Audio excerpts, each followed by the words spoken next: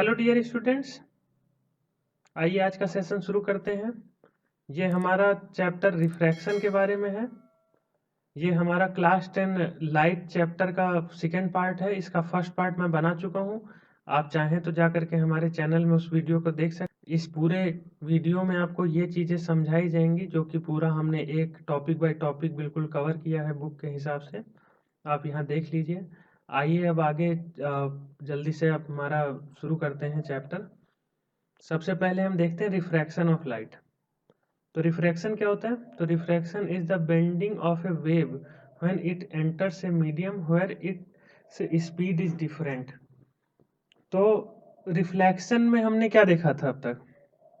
हमने रिफ्लेक्शन में देखा था कि एक रे आती थी और शीशे से टकरा के लौट जाती थी। अब मान के चलिए कि उस शीशे में जो है कोई रिफ्लेक्शन वाली एबिलिटी ना हो और वो ट्रांसपेरेंट हो, जैसे शीशा हो गया, आइस हो गया, या वाटर हो गया, ऐसी कोई चीज होगी। तो जब रे आएगी तो वो वापस तो जाएगी नहीं। तो क्या होगा वहां पे? तो वहां पे होगा क्या? इसको हम 2D बनाते हैं, 2D में हमको अच्छे से समझ में आएगा। तो यहाँ से लाइट की रे आ रही है और ये ऐसे बेंड हो जाएगी और फिर ये बाहर निकल जाएगी। तो जो ये रे आनी थी और ऐसे सीधे चली जानी थी, वो ऐसे बेंड होके बाहर जाती है। तो ऐसा क्यों होता है?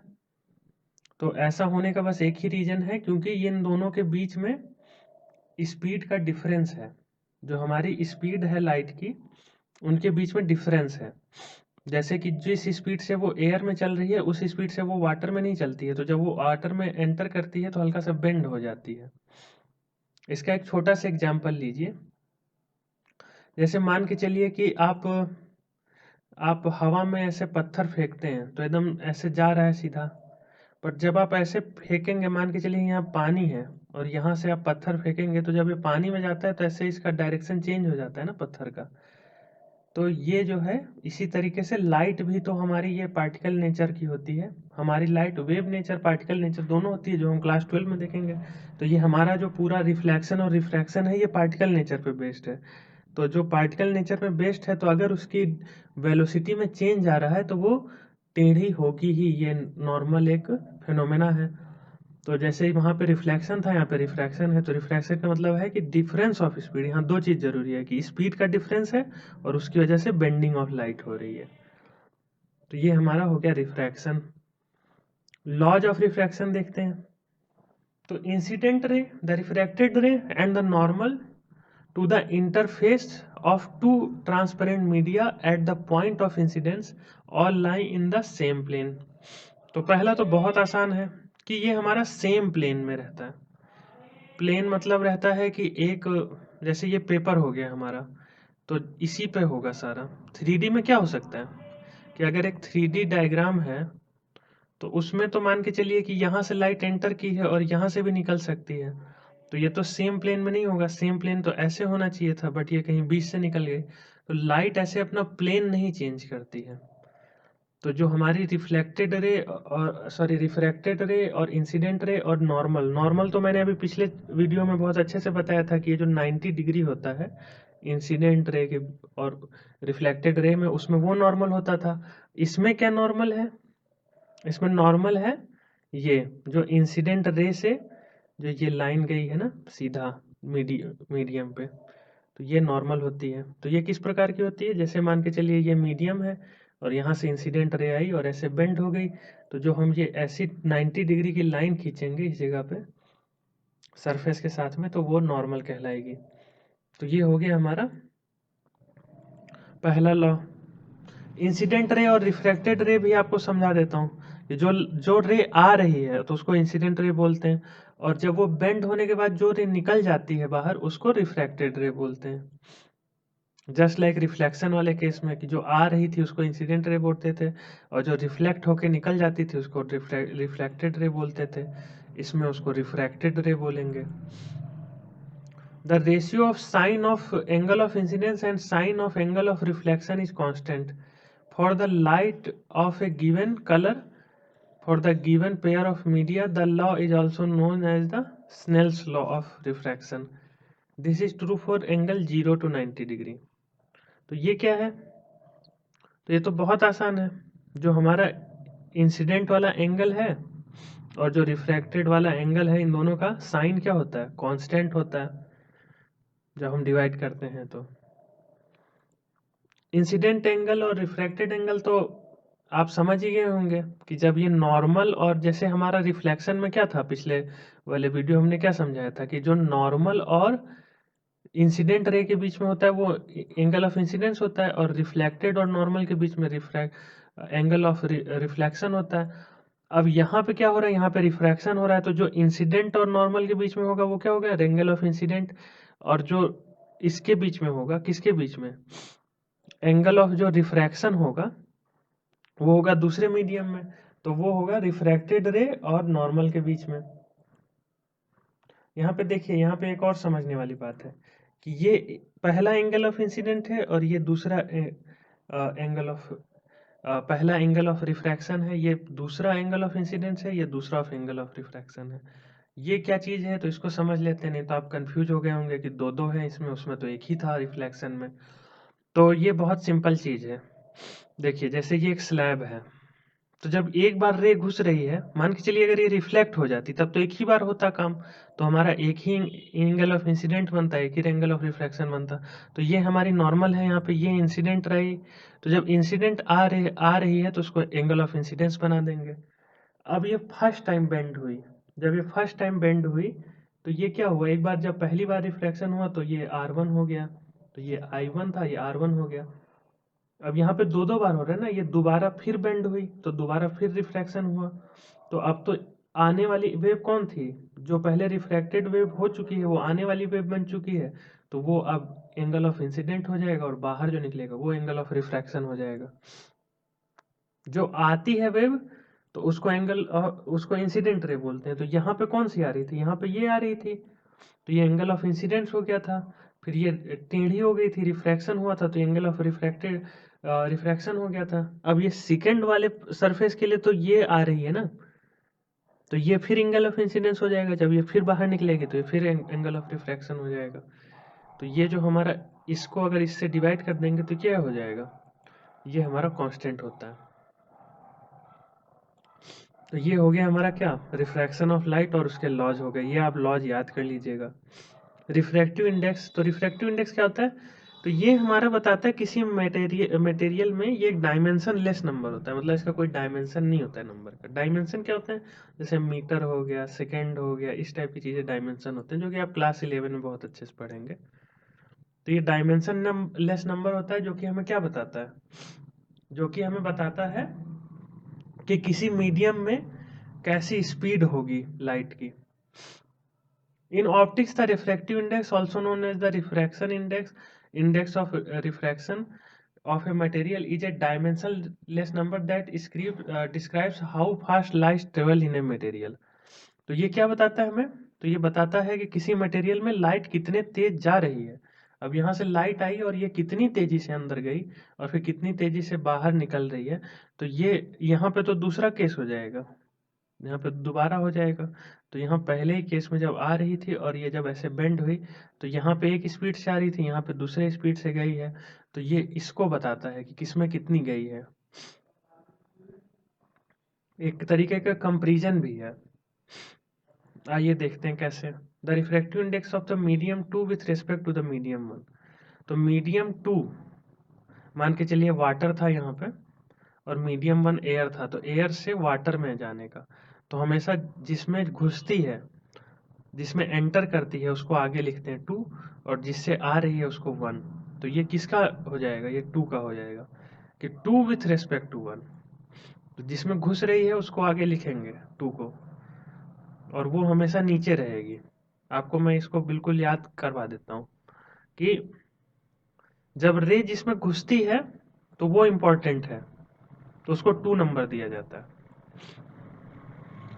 और जो वो होता है वो हमेशा नीचे रहता है, ऊपर 1 नीचे 2। बस इतना आप याद कर लीजिए कि जैसे मान के चलिए क्या बोला गया है कि मीडियम 2 की लाइट है।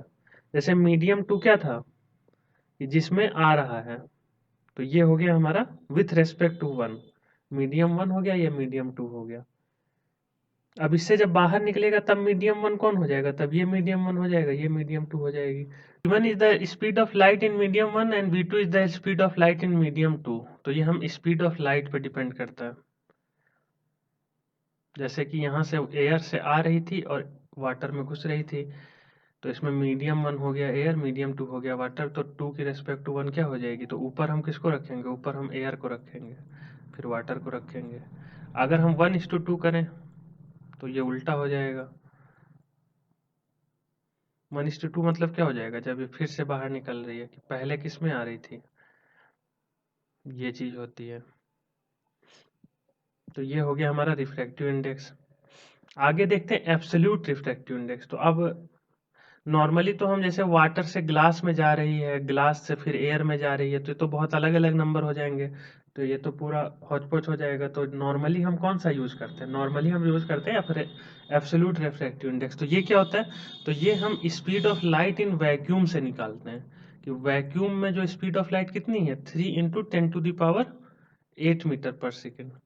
तो ये जो स्पीड है इसकी, तो इसके जो जिसको सी बोला जाता है, जो कि बहुत सारी चीज़ों में यूज होता है, तो स्पीड ऑफ लाइट भी जिसको बोला जाता है, तो हमारी किस में होती है, सब में वो सेम नहीं होती है, सब में अलग अलग होती है, तो वो वैक्यूम की होती है।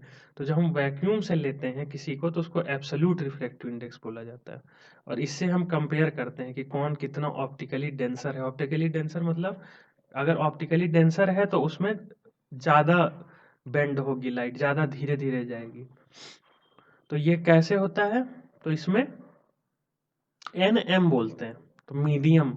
अब मीडियम यहाँ वाटर हो गया, तो ये वाटर एयर या फिर वाटर वैक्यूम लिखा जाना चाहिए, लेकिन इसको हम काट देते हैं क्योंकि वो तो हमें पता ही है कि हम हर बार वैक्यूम लेने वाले हैं। तो अब क्या होगा, ये यहाँ वैक्यूम था और नीचे हमने वाटर डाल दिया, अब ये ऐसे पास हुआ तो ये एन वाटर हो गया। अब पहला जो इससे आ रही है वो कौन सा हो जाएगा, वो 1 नंबर हो जाएगा, और इसमें जा रही है वो 2 नंबर हो जाएगा, और ये 2 नंबर इंपॉर्टेंट है, इसको आगे लिखा जाएगा, तो ये एन वाटर हो गया। अब एन वाटर हो गया, अब इस वाटर का क्या करेंगे, नीचे क्या रखा जाएगा, नीचे 2 रखा जाएगा, तो नीचे वाटर की लाइट हो गई स्पीड की, और ऊपर जो है एयर की हो गई। बहुत सिंपलिस्टिक है, सीधा सीधा असाइन करना है। आप इसको एक बार समझ लेंगे, आपको हमेशा के लिए काम आएगा। कि देखिए पहले 1 क्या है, जो आ रहा है वो 1 है, और जिसमें जा रहा है वो 2 है। ये 2 ज़्यादा इंपॉर्टेंट है, ये हमेशा आगे रहता है।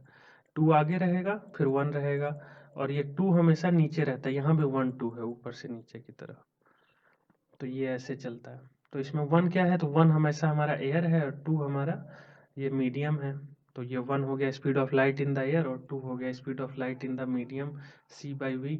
ये एक एब्सोल्यूट निकाल लिया जाता है सबका अलग अलग। अब जैसे यहाँ पे अगर हम वैक्यूम के बजाय अगर ये वाटर से इस पे जा रही होती, ग्लास में जा रही होती, तब तो अलग वैल्यू आती, लेकिन वो हर चीज़ की अलग अलग निकालने पे तो ज़्यादा दिक्कत है, इसलिए एब्सोल्यूट निकाल लिया जाता है ये वैक्यूम के साथ। तो ये जैसे एयर की ये दी हुई है, आइस की दी हुई है, तो इससे हमें क्या पता चलता है। अब जैसे आइस की 1.31 है और वाटर की 1.33 है, तो इससे क्या पता चलता है कि भले आइस सॉलिड है, लेकिन वाटर जो है ऑप्टिकली ज़्यादा डेंसर है। ऑप्टिकली डेंसर है मतलब क्या हुआ, कि उसमें धीरे धीरे लाइट ट्रेवल करती है। तो मतलब आइस और वाटर का जब हम कॉम्बिनेशन बनाएंगे, तो आइस से लाइट आएगी और वाटर में बेंड हो जाएगी। बेंड तो ऐसे भी होती है, जैसे मान के चलिए जब लाइटर से डेंसर में जा रही है तो ऐसे अंदर की तरफ बेंड होती है, और जब फिर डेंसर से लाइटर में जाती है तो फिर बाहर की तरफ बेंड होती है। तो ये हमारा इससे क्या पता चल रहा है कि आइस जो है वो कम लाइट है वाटर से, एल्कोहल और ज़्यादा डेंस है, केरोसिन और ज़्यादा डेंस है, एयर बिल्कुल ही लाइट है, 1.0003 है। तो ये हमारी हो जाती है refractive index, absolute refractive index. तो refractive index of the water, तो इसको ऐसे रिफ्रैक्टिव इंडेक्स भी बोला जाता है कॉमन टंग में, लेकिन ये एक्चुअली में एब्सोल्यूट रिफ्रैक्टिव इंडेक्स होता है। तो ये हो गया 1.33। This means the ratio of speed of light in the air to the light in the water is equal to 1.33। तो एयर बाई वाटर का 1.33 है, इसका मतलब तो सिंपल है, तो फॉर्मूला के हिसाब से ही बता दिया गया। Kerosene having the highest refractive index is optically denser than water, although its mass density is less than water। तो केरोसिन का जो है मास डेंसिटी वाटर से कम होती है, लेकिन ऑप्टिकल डेंसिटी हायर है। ऑप्टिकल डेंसिटी हायर मतलब है कि स्पीड ऑफ लाइट केरोसिन में और कम है, वाटर से भी ज़्यादा कम है। तो ये होगी हमारी रिफ्रैक्टिव इंडेक्स।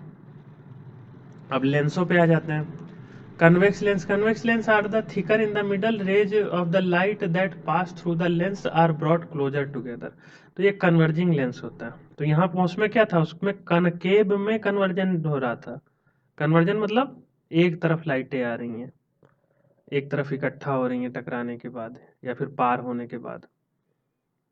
अब इसमें उल्टा हो गया है, तो कनकेव लेंस जैसे कर रहा था, अब यहाँ पे ये कनकेव मिरर जो करता था वो कनकेव लेंस करेगा, और जो कन्वेक्स मिरर करता था वो कनकेव लेंस करेगा। तो इस टाइप से हो गया है। तो अब ये तो हो गई। अब इसको अच्छे से समझते हैं। जैसे ये कन्वर्जिंग लेंस मतलब क्या होता है, ये कन्वर्ज करेगा, ऐसे लाइट आएगी तो ऐसे एक पॉइंट पे चली जाएगी, ऐसे इकट्ठा हो जाएगी, तो इसको कन्वर्जन बोलते हैं। और जैसे ये डाइवर्जिंग मतलब क्या है कि आएगी तो बाहर को निकल जाएगी ऐसे। जैसे अब मिरर में भी यही होता था। मिरर में होता था, क्या होता था, मिरर में कन्वर्जिंग मिरर जो अंदर की तरफ पॉलिश रहता था उसमें आती थी, इकट्ठा हो जाती थी लाइट ऐसे। और जो जो डाइवर्जिंग वाला मिरर था, जो बाहर की तरफ था, तो वो क्या था, उसमें क्या होता था, उसमें ऐसे निकल जाती थी। उसमें सॉरी, ये तो लेंस हो गया। उसमें कैसे होती थी, उसमें आती थी तो ऐसे निकल जाती थी बाहर को। अब इसमें होता क्यों है, अब जैसे उसमें तो रिफ्लेक्शन की वजह से हो रहा था, शाइनिंग सरफेस था, टकरा के निकल जाती है। लेंस में क्या होता है, तो लेंस में रिफ्रैक्शन होता है। जो हम इतनी देर से रिफ्रैक्शन पढ़ रहे थे, तो लाइट आई है तो अब इस डेंसर रेयर मीडियम से डेंसर मीडियम में गई है, तो अब ऐसे ऐसे ऐसे ऐसे ऐसे झुकेगी, झुकेगी तो ऐसे हो जाएगी, फिर ये ऐसे निकल जाएगी, फिर ये ऐसे आएगी, फिर ऐसे ऐसे ऐसे झुकेगी, ऐसे निकल जाएगी।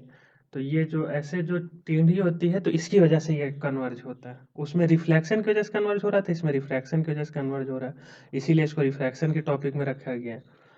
अब ये तो हो गया हमारा कन्वर्ज और डाइवर्ज वाला। इसमें आएगी तो ऐसे टेढ़ी होके ऊपर को निकल जाएगी, तो ये होता है।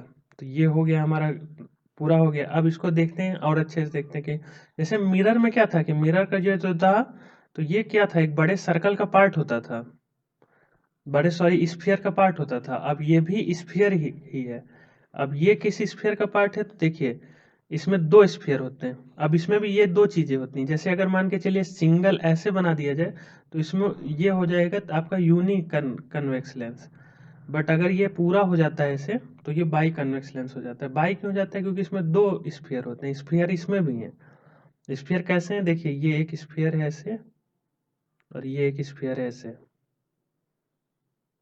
तो इसमें भी दो इमेजिनरी स्फीयर हैं, और ऐसे ही इसमें भी स्फीयर है, एक स्फीयर ये है, एक स्फीयर ये है। अब जो सारे जो पॉइंट असाइन होंगे जस्ट लाइक मिरर, इस स्फीयर पे बेस्ड होंगे, जो कि अभी जस्ट अगली स्लाइड में आप देखने वाले हैं। तो आई होप आपको ये क्लियर हो गया होगा। आगे देखते हैं। अब कुछ टर्म्स के बारे में देखते हैं। पहले तो ऑप्टिकल सेंटर। तो ऑप्टिकल सेंटर क्या होता है, तो जैसे ये लेंस है और इसका जो सेंटर है, तो ये हो गया हमारा ऑप्टिकल सेंटर। अब दूसरा क्या चीज है, दूसरा है सेंटर ऑफ कर्वेचर। अब यहाँ पे centre of curvature C1 C2 लिख दिया गया, लेकिन जब हम प्रैक्टिस करेंगे तो इसको 2F1 या फिर 2F2 इस टाइप से बोला जाता है। ये क्यों बोला जाता है, कि ये फोकल लेंथ का डबल होता है। जैसे वहां पे क्या था, वहां पे F का डबल R था, बट वहां पे क्या था, यहाँ पे उसमें मिरर वाले में F और C था, इसमें 2F, इसमें F1 और F2 है। अब उसमें तो सिंगल F होता था, भले ही दोनों साइड बनता था। मिरर में भी क्या होता था, मिरर में भी पीछे तरफ बनता था, लेकिन सिंगल F लेते थे।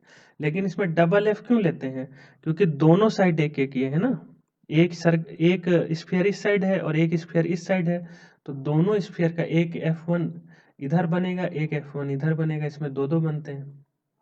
बात वही है, थोड़ा सा अंतर है बस। एक बार आपके दिमाग में बैठ गई तो हमेशा रहेगी ये। अभी इसको और अच्छे से देखते हैं, तो हाँ ये समझ में आ जाएगा।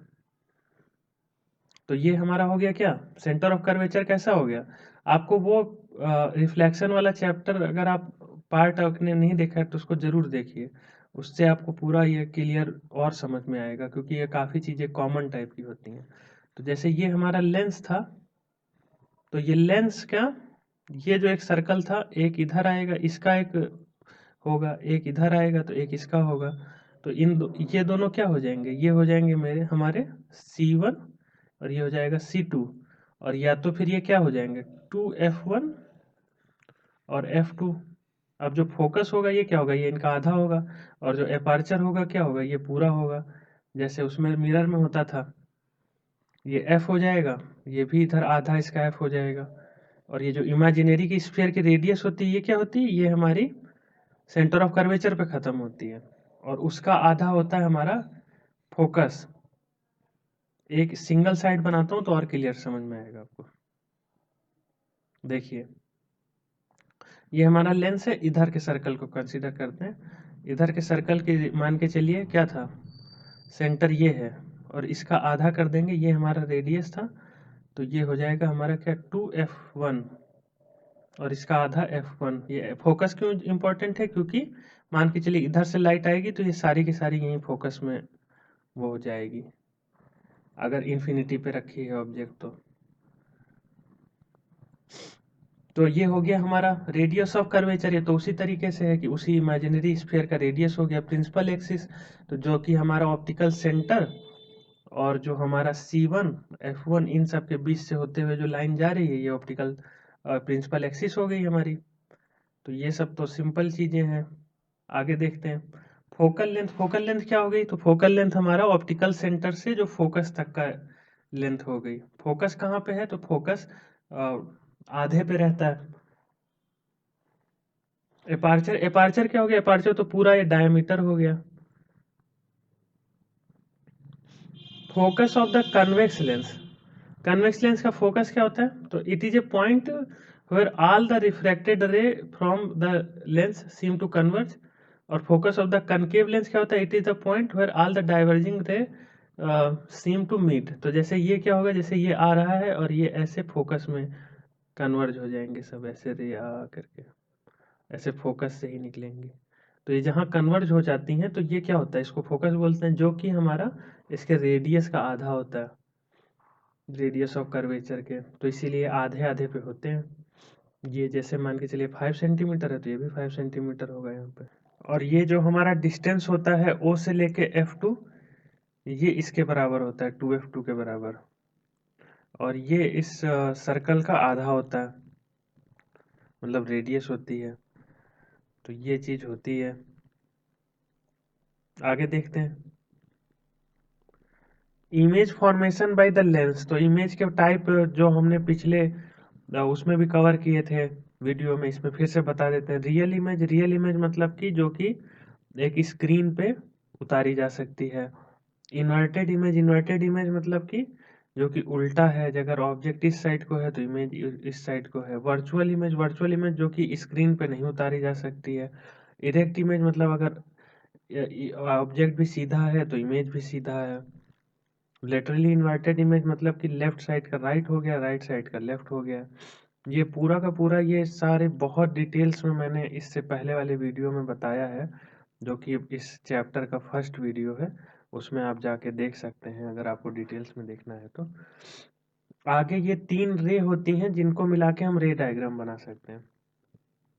जैसे कैसे होता है, जैसे कि हमारा मिरर में हमने देखा था कि रे डायग्राम बनता है, वैसे लेंस में भी रे डायग्राम बनता है कि कहाँ पे जाकर के कौन सी रे मिल रही है। तो उसमें 3 रे हम लोग लेते हैं। कौन कौन सी लेते हैं लेंस में, कि एक तो जो कि प्रिंसिपल एक्सिस से पैरेलल जा रही है, मतलब ऐसे जो पैरेलल जा रही है।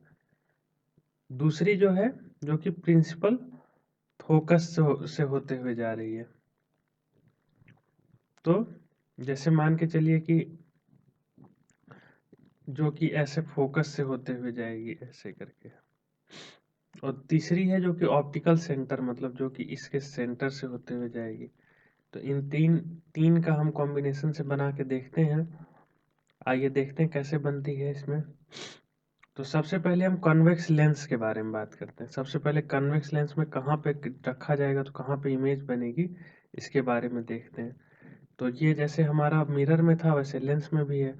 तो सबसे पहले हमने कहाँ रख दिया, सबसे पहले इन्फिनिटी में रख दिया। जैसे यहाँ पे इन्फिनिटी में हमने रख दिया, तो इसकी इमेज कहाँ बनेगी, ये हमारे 2F2 में बनेगी, जो दूसरा वाला फोकस है उस पर बनेगी। और ये कैसी होगी, हाईली डिमिनिश्ड होगी, एकदम पॉइंट साइज की होगी, बहुत छोटी होगी, और रियल होगी और इन्वर्टेड होगी। रियल मतलब जो कि स्क्रीन में पाई जा सकती है, और इन्वर्टेड मतलब उल्टा होगी। जब हम बियॉन्ड 2 1 रखेंगे, मतलब इन्फिनिटी से थोड़ा सा आगे, ये जो 2f1 है, मतलब जो कि सेंटर ऑफ कर्वेचर से आगे रखेंगे, तो ये कहाँ बनेगी, तो ये बिटवीन f2 एंड f1, इस साइड वाले जो बनेगी यहाँ पे, इन दोनों के बीच में बनेगी। और ये क्या होगी, डिमिनिश्ड होगी, रियल होगी, इन्वर्टेड होगी। तो ये तो आपको पूरा याद करना पड़ेगा, ये जो पूरा के पूरे डायग्राम है और ये कैसे कैसे होता है, तो इसको कई बार आप देखेंगे तब आपको ये पूरा याद हो जाएगा। इसमें जैसे जैसे इधर बढ़ती है वैसे वैसे इमेज का साइज बढ़ता जाता है, ये आप ध्यान रखिएगा। और जैसे जैसे हम लोग इधर जाएंगे ऑब्जेक्ट में, वैसे वैसे उसका साइज घटता जाएगा। देख पैटर्न में है, देखिए जब ये इन्फिनिटी में है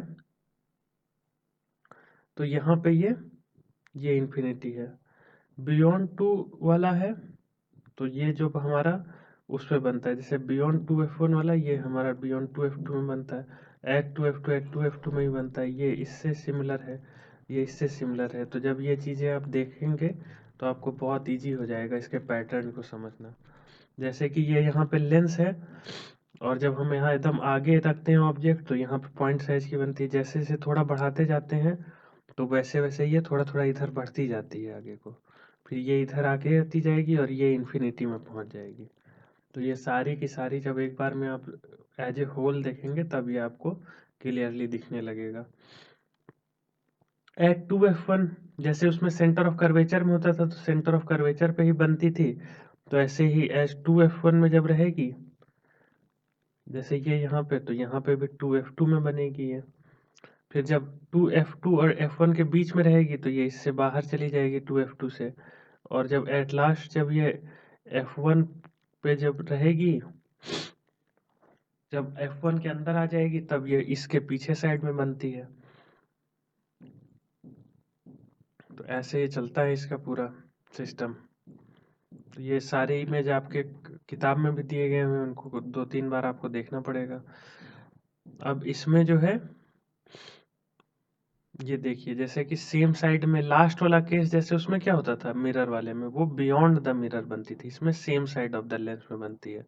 सेम साइड में कैसे बन सकती है, तो ये जैसे ये केस है, तो इसमें रियल वाली किधर गई है, रियल वाली ये रेज निकल गई है, बट ये जो इसकी वर्चुअल वाली ये जो चली जा रही है, इससे ये क्या बनेगी, जहां पे हमारी रियल रेज का जो इमेज हमारी रियल रेज के इंटरसेक्शन से बनती है वो हमेशा रियल और इन्वर्टेड रहती है, और जो हमेशा जो है वर्चुअल रेज, मतलब रियल रेज तो इधर को निकल गई बट इसकी इमेज इधर बन रही है वर्चुअली, तो वो हमारी क्या रहती है, वो हमारी हमेशा वर्चुअल इमेज रहती है और इरेक्ट रहती है। तो ये ऐसे बनता है। तो ये आई होप आपको समझ में आ गया होगा। अगर इसमें आपको कोई डाउट है तो आप कमेंट कर सकते हैं, जो कि मैं आगे फिर वीडियो बनाऊंगा तो उसमें और इसको क्लियर करूंगा। मैं इस टॉपिक पे भी पूरा एक वीडियो बनाऊंगा जिसमें और बहुत क्लियरली बताऊंगा।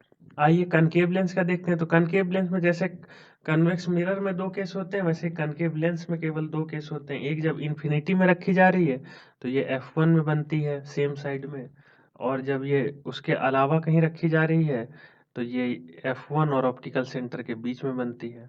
इसमें बस ये 2 केस होते हैं इमेज बनने का। तो ये हमारा कनकेव लेंस का हो गया। आगे देखते हैं, ये हमारा साइन कार्टेशियन सिस्टम है, जैसे मिरर में था वैसे सेम इसमें है।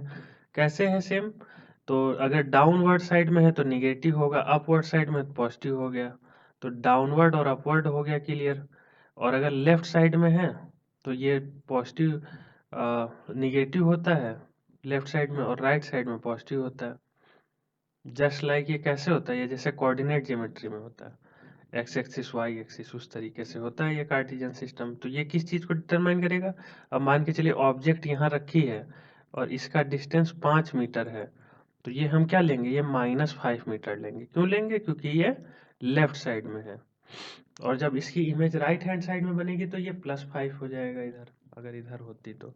और अगर ये ऊपर को, जब हम इसकी हाइट लेंगे तो हम इसके ऊपर को है तो देखेंगे, तो ऊपर को है तो +5 लेंगे, और अगर नीचे को है तो -5 लेंगे। तो बहुत सिंपल है। अब जैसे इसकी हाइट की बात की जाएगी तो ये प्लस हो जाएगी, बट इसकी जब डिस्टेंस की बात की जाएगी तो ये माइनस हो जाएगी। डिस्टेंस माइनस क्यों हो जाएगी? क्योंकि ये लेफ्ट साइड में है।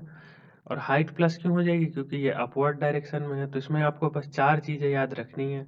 क्या रखनी है 4 चीज़ें? कि जब ये अपवर्ड साइड को, जब हम हाइट नाप रहे हैं तो हम क्या देखेंगे? अपवर्ड और डाउनवर्ड। जब हम हाइट नाप रहे हैं तो अपवर्ड और डाउनवर्ड देखेंगे। तो अपवर्ड वाली पॉजिटिव और डाउनवर्ड वाली निगेटिव। तो ये हो गया हमारा अपवर्ड और डाउनवर्ड। ये केवल इमेज और ऑब्जेक्ट की हाइट में काम आएगा। अब बाकी केसों में क्या होगा? बाकी केसों में जब इसकी डिस्टेंस नापी जाएगी, यू, वी और एफ। यू वी क्या होता है? यू होता है ऑब्जेक्ट डिस्टेंस और वी होता है इमेज डिस्टेंस और एफ होता है फोकल लेंथ। जब ये नापा जाएगा तब क्या? तब लेफ्ट देखा जाएगा। अगर लेंस के लेफ्ट साइड में है तो निगेटिव है, और अगर लेंस के राइट साइड में है तो पॉजिटिव है।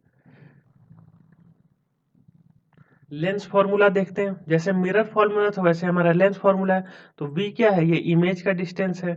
और u क्या है? ये ऑब्जेक्ट का डिस्टेंस। और f क्या है? ये फोकल लेंथ है।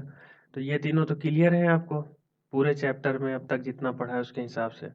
तो अब इसमें क्या बचा है? अब इसमें ये फॉर्मूला बचा है 1/v क्या होगा? 1/u के बराबर होगा, विच इज इक्वल टू 1/f के बराबर होगा। 1/v minus 1/u equal to 1/f। तो ये हो गया हमारा क्या? ये हो गया हमारा मिरर फॉर्मूला। अब इसका कैसे निकाला जाता है? कार्टेशियन सिस्टम के हिसाब से निकाला जाता है। और जिस साइड इमेज बनती है उसी साइड की फोकल लेंथ को कंसीडर किया जाता है। आप ये याद रख लीजिएगा कि जिधर इमेज बनेगी, जिसका मैं अभी एक एग्जांपल देके आपको अच्छे से समझाता हूँ। यहाँ पे एक लेंस है, यहाँ पे ऐसे है, यहाँ पे एक ऑब्जेक्ट रख दी गई है, यहाँ पे जाके उसकी इमेज बन रही है।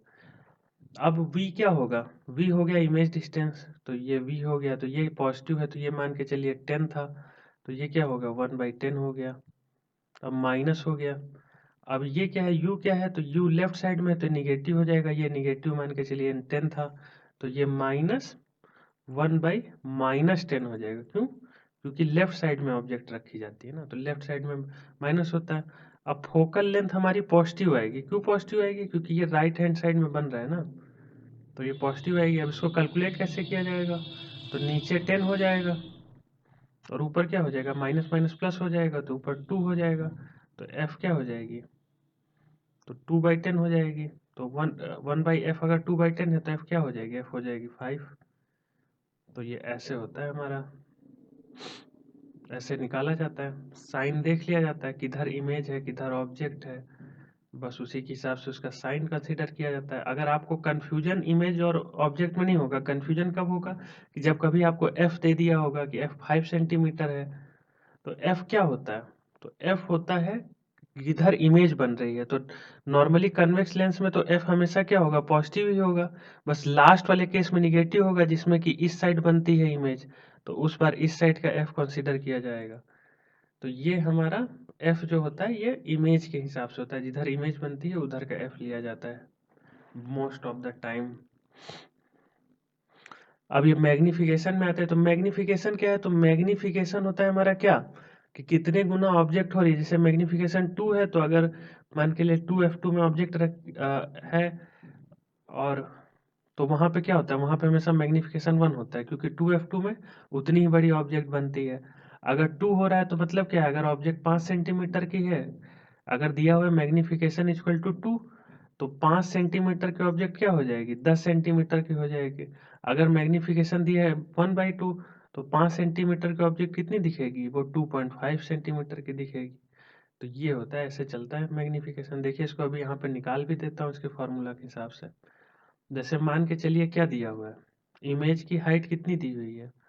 10 सेंटीमीटर दी हुई है। और ऑब्जेक्ट की हाइट कितनी दी हुई है? 5 सेंटीमीटर दी हुई है। तो मैग्निफिकेशन कितना हो गया? 2 हो गया।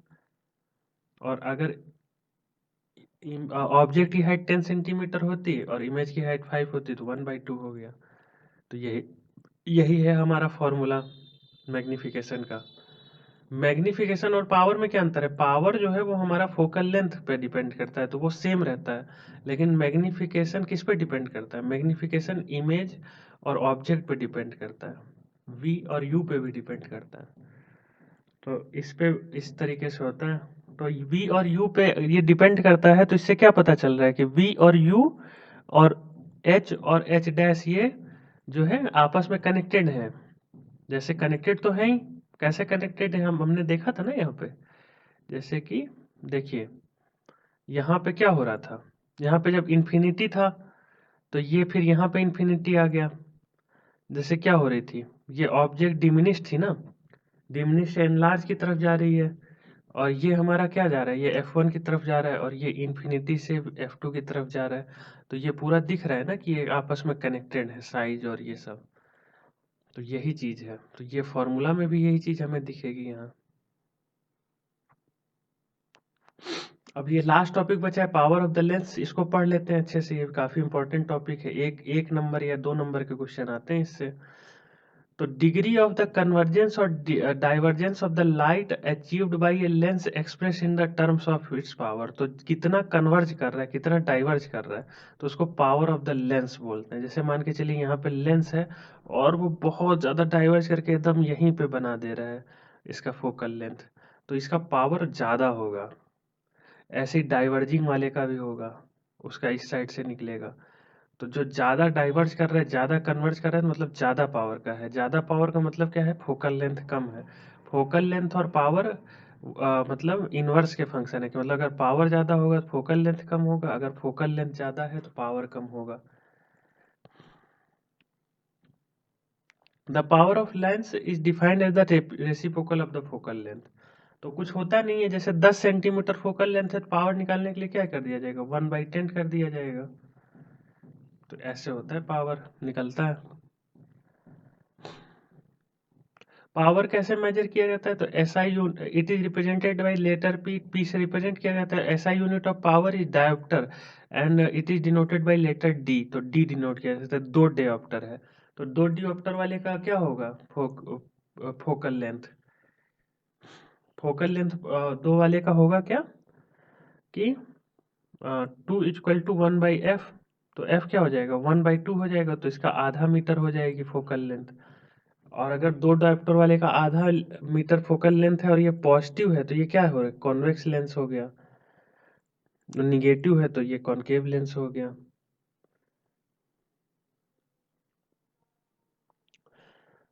और जैसे हमारा ये यूनिट इसकी क्या होती है, तो ये होती है हमारी फोकल लेंथ क्या है, मीटर है, और 1/मीटर है, तो इसकी डायोप्टर क्या हो गई, हमारी डायोप्टर हो गई m⁻⁻1। तो जैसे ये 2m⁻⁻1 क्या होगा, 2 डायोप्टर हो जाएगा।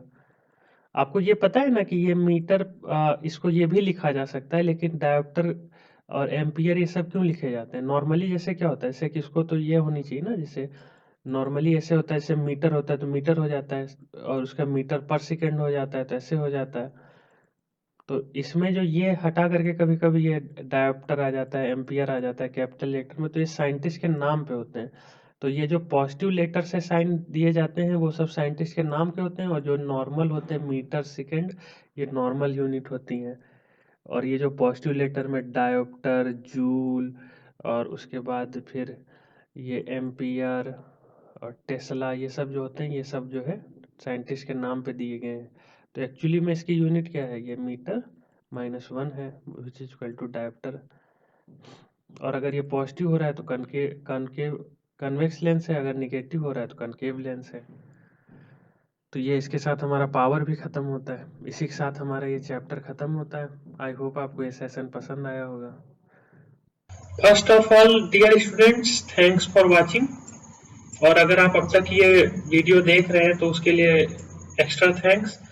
और आपको यहाँ पे ये लिंक दी गई हुई है, डिस्क्रिप्शन में जाइए, आप वीडियो के डिस्क्रिप्शन में जाइए, वहाँ पे आपको फर्स्ट लाइन में ही लिंक मिल जाएगी, उससे आप पीडीएफ डाउनलोड कर लीजिए इस सेशन का। हम लोग हर सेशन का पीडीएफ आपको देते हैं, आप उसको पढ़िए। आप हमारा टेलीग्राम चैनल ज्वाइन कर लीजिए, इसमें आपको भी अपडेट मिलती रहेंगी। और सबसे इम्पोर्टेंट, आप हमारा चैनल सब्सक्राइब कर लीजिए, आपको आगे भी ऐसा ही कंटेंट मिलता रहेगा। और once again, thanks for watching. Please subscribe.